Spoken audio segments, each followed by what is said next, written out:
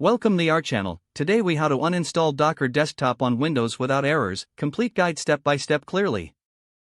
To uninstall Docker Desktop from your Windows computer, begin by closing the application if it's currently running.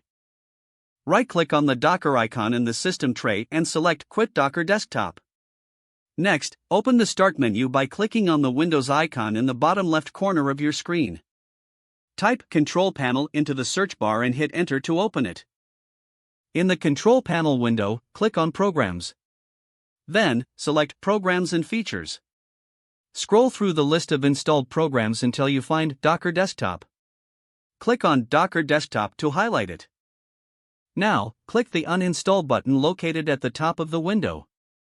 Follow the prompts in the uninstallation wizard to remove Docker Desktop from your system. After the uninstallation process is complete, open File Explorer. Navigate to C:\program files and check if the Docker folder still exists. If it does, right-click on the folder and select Delete to remove it.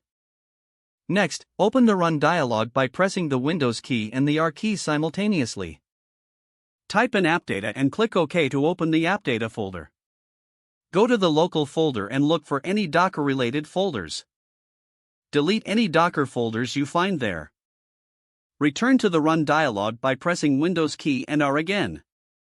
This time, type %program data% and hit Enter.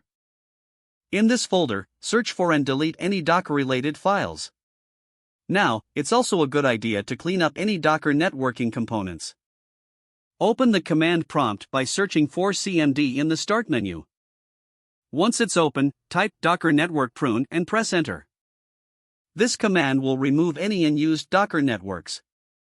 If you see any errors, it's not a problem, just move on to the next step. Finally, restart your computer to complete the uninstallation process. After your machine reboots, Docker Desktop should be completely removed from your system without any errors. If the page does not load, refresh the browser or try again in a private or incognito window. Make sure you are using the correct email address, then retype it carefully to avoid small typos. If your password is not accepted, use the reset option and create a new strong password you can remember. Check your spam folder for verification or security emails, then complete any requested confirmation steps. Enable two-factor authentication if available to improve account security and reduce unauthorized access risk. Don't forget to like this video and subscribe to our channel for more step-by-step tech guides.